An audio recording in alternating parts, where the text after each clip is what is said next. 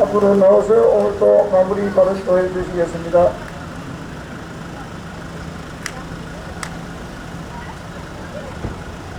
우리가 조금 시간이 지나서 잊고 있는 게 한 개 있습니다.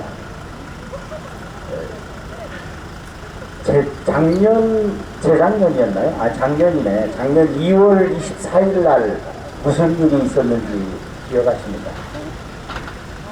정광훈 목사님이 구속됐습니다.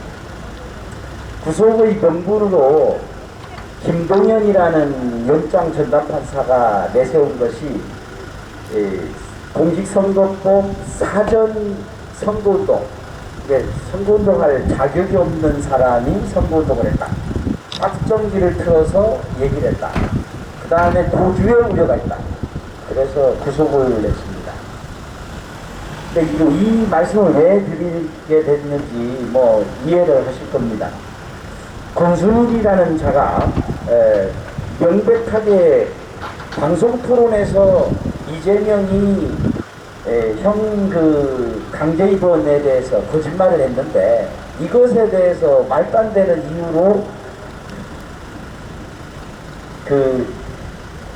이제 무죄 혐의로 이제 무죄 의견으로 파기환송을 해서 결국은 수원 고급에서 유죄가 됐지 않습니까? 무죄가 됐지 않습니까? 90만 원으로 해서 이제 됐는데 이게 너무나도 황당한 일이죠. 결국에는 그 선거은 권순일이 재판거래를 통해서 이거를 유죄를 무죄로 만든 것인데 이 부분이 드러났는데도 불구하고 권순일은 전혀 구속되지도 않습니다. 그러면 또 한 가지를 예를 들죠. 김학의 불법 출국 금지 사건. 그는 문재인이 명의를 걸고 수사하라고 지시를 했기 때문에 그 명령에 따라서 불법적으로 이거를 꾸며가면서 불법 출국 금지 조치를 시행했습니다. 그것도 오래되는 일을. 그런데 지금 누가 봐도 명백한 이런 불법적이고 명백한 남욱의 출국 금지를 막지 않았다. 막지 않은 것이지 막지 못한 것이 아니라고 생각합니다.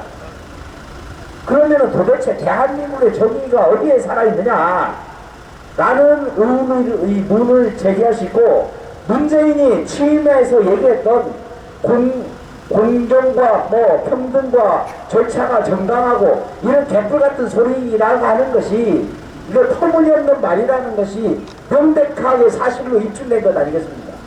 저들은 만약에 스틀리면 저도 사전선거 혐의로 구속할지도 모르겠습니다. 하고는 남을 인간들이죠. 그런 정권이지 않습니까? 그래서 여기 오면서 그 정광훈 목사님이 작년 2월 달에 구속했던 사건, 그거를 생각하게 됩니다. 근데 이제 그때 2월 24일에 구속될 당시에 3월 1일 대집회가 예정돼 있었고 그것 때문에 제대로 치러지지 않았다. 그러면은 똑같은 거를 우리가 계속 반복하고 있지만 대규모 정부 비판 집회가 예정될 때마다 빠짐없이 이러한 코로나 팬데믹이 나타나는 현상에 대해서 이 시민들이 얼마나 알고 있느냐. 도대체 왜 지난주에 갑자기 10월 3일, 10월 2일 집회를 앞두고 갑자기 또 코로나19가 3,000명 이상으로 늘어났느냐. 이런 부분에 대해서 시민들이 너무나도 모르기 때문에 이런 부분은 확실하게 밝혀야 한다 라고 생각해서 제가 어젯밤에 다시 한번 이 데이터를 확인해 봤습니다. 그래서 질병관리청에 들어가면은 이게 데이터가 있거든요. 검사자 몇 명, 확진자 몇 명, 그걸 딱 나눠보면은 이게 정확하게 나옵니다. 0.5%에서 0.6%, 7% 이렇게 되고, 작년 처음 일어난자부터 지금까지 검사자 수하고 확진자를 딱 하면은 0.6%가 나옵니다. 전혀 숫자가 많지 않다는 것이죠. 작년 한창 때에는 0.9%, 1.1%까지 확진율이 높아진 적이 있습니다. 지금은 0.6%입니다. 그렇다면 이건 명백한 것이죠. 60만 명을 검사를 하니까 3천 명이 나오죠. 50만 명 하니까 2천만 명이 나오는, 2,800명이 나오는 것이고, 검사자 수로 늘리면은 확진자가 늘어나는데, 이 확진율에 대해서는 전혀 보도를 하지 않습니다. 그냥 3천 명이 들어섰다.